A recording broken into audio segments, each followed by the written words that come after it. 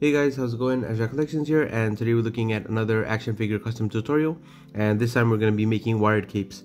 So let's kick things off with the template. First of all, the template is a little bit different with a lot of markings today. So basically we're going to be looking at the template, what it means and how we want to use it. Basically I've got a lot of different markings here. Up top here we've got a centimeter gap so that we can fit the wire in there because we need to sew the top parts. We've got a 1 centimeter gap here for the neck piece. We've got the 5.5 inch mark, 6 inch mark, 7 inch mark, 8 inch mark, and also the bat scallop type thingies. So we've got that going on. So I'm gonna first of all do the 8 inch cape, which will work for a McFarlane figure, which will be like a drape kind of cape, which will be a little bit longer than the figure. It will drape really nice and it will look really good.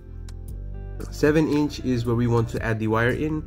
It will just be a little bit shorter. It will still be long enough.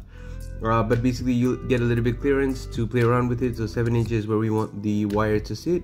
6 inches for a smaller figure, not McFarlane, say a Mezco, or maybe even a DC Multiverse, Mattel Multiverse figure. So that's that. And if you want something shorter, like something that I think Damien wear, something that Dick Grayson wears as Batman, then it's around 5.5 inches. It's just a little bit shorter. It'll just be like maybe thigh height or a little bit lower.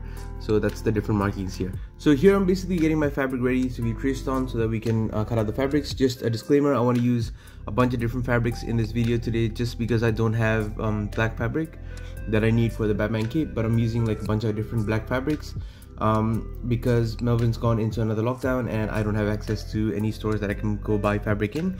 So it is what it is. So I've cut out the template here, basically going to put it on top of the fabric, and then I'm going to trace it out 4 times. And the reason is I want to make it a complete circle. So it's going to be difficult to show, but that's one side of the template. I want to do that and then just go trace it 4 times so that I make a complete circle, and I'll show you in a bit why that is. So for the 8 inch cape, I've basically gone on and traced on the template 4 times.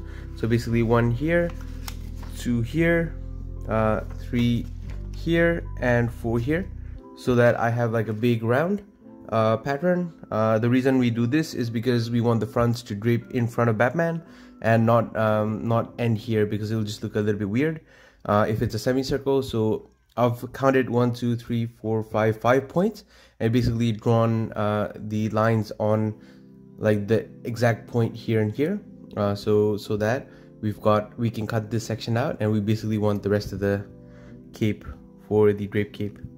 So for this custom cape tutorial, we're going to be using this Batman as the base. I basically wanted to change this cape over because it's just sticking out of the sides and it's really difficult to put on shelves because the cape knocks over someone or something happens. So I just wanted to get rid of the really annoying cape. So I've basically removed the cape from the figure, and the cape is actually just pegged in. So what we're going to do is trim out the excess parts here and make it as clean as possible so that we can put like a cloth cape underneath. So here we have the first version of the cape, which is the Drape Cape. This is the 8 inch cut. Obviously this doesn't look the best because it's not designed to be under like a fabric suit, but I think it's still alright. It just looks really cool. You've got a lot of fabric to play around with, and the reason we cut out a notch at the front and the reason we didn't go semicircle is because we want this for Batman. So basically if you cut out that notch in the front that I was showing you with the template earlier, you get to play around with this kind of form where it sits in front. And also we can put it over the top of his shoulder piece here, and that's what the Drape Cape will look like. It'll just look really cool. You've got a lot of cape to do whatever you want, and it'll just hang there and look cool. So next up, I've got the template again, but I've cut it shorter. This is the 7 inch version of the template. Previously we were using the 8 for the Drape Cape. So what we want to do here is we're going to do the wired cape as well. We want to go 4 sides again, and then basically we want to cut out the notch, or cut out like this many pieces at the end, so that we've got like an opening in the front. Like I showed you before with the Drape Cape, you basically have a little bit more area to play around with Batman's cape, and it can cover the whole Batman figure. So that looks pretty cool, I think. So that's why we're doing it this way. So now we're going to trace this onto our piece of fabric, and then we'll go from there. Also, I'll be using 2 pieces of this metal wire. So this is basically something that I got from my hobby store. It's very bendable, very posable. It sticks or it stays in that position, and it's got like a green kind of thing because it's supposed to mimic like a stem of a leaf or something like of a plant or something like that. But I'm basically going to use this floral wire, 2 of these, to become like the supports or the wires for the cape.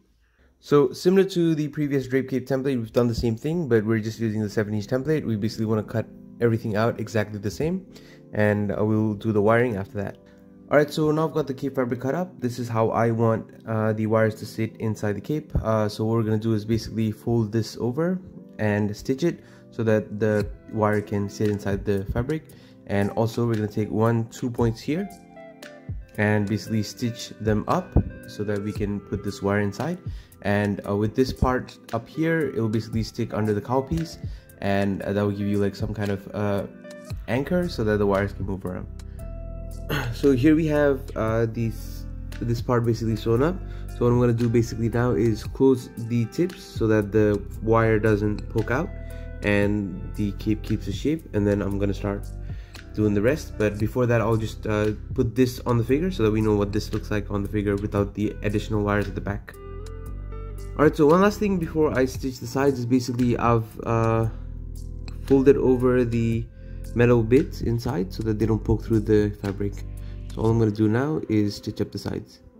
Alright, so tips have been stitched up as well, so we're going to try it out on the figure just to see what it looks like. Alright guys, so this cape already looks really fun. It's just really posable. You can do all kinds of things with it. So if you look here, it will basically stick out, stick up, whatever you want it to do. It's pretty cool just because we've got that anchor in the neck piece there, so you can make it look really weird and all that. But it's a big piece of fabric, so I still feel like adding in the bits at the back or the wire at the back will definitely help. But it's really posable at the moment. You can do whatever you want with it. You can even make it look like he's shrouded inside the cape, so that's pretty cool. Alright, so next up what we're going to do is basically feed the second piece of wire through the same hoop at the top there, and then stitch 2 of the sides, 2 of the points. And once you do that, we can feed this in and similarly bend the edges. So when we do fit it in, it's just going to fit in, and that's going to help it anchor to the collar piece, and we'll have like a better cape. Alright, so next on the cape, I've marked out the 2 edges that I'm going to use to feed through the other wire, and I'm basically going to use the top loop again to feed this wire through so that we can anchor it to the collar piece. And also I want the crease to be inside so that the wire looks much more consistent outside and there's no lump that's just sticking out randomly. Alright, so finally finished stitching up the 2 parts here, and it makes the cape look really cool as well because there's like a line that's going on that just makes it look visually more appealing. So I'm going to feed the wire through, and then we'll see how that works out. Alright, so off camera I've basically put the wire in and then stitched up the parts, and we've got the opening up top here, and we've got both the wires going into the same port up top here, which will anchor under the cowl piece. So once that happens, hopefully we'll have a really awesome cape. We'll try it out on the figure next. So here we have the final version of Batman, and I think the cape just gives him a lot of dynamic posability and a lot of range. Previously the cape just looked really flat and it wasn't covering the shoulders, so the Batman body here kind of looked really scrawny and, well, not as good. But now we've got the wired cape, we can basically do anything we want with it, and we've got all these additional points that we can articulate, so it'll just look a little bit more dynamic. And yeah, there's just a lot more posability that the figure has to offer because the cape is now so vibrant and just wired. Basically that's basically it. Because the cape is wired and because the cape covers a lot of the Batman's flaws, like getting rid of the shoulders, and we're not getting rid of, hiding the shoulders, and basically making the figure more shrouded in kind of a mystery kind of feel, you can do more with the cape and basically you can get more out of the figure. So there you have it guys, that's my version of the custom cape. If you like this video, please leave me a like. If you have anything to say, please leave me a comment, and it would be really helpful for the channel if you could subscribe. And if you want the templates to this cape, please check out azrachcollection.com.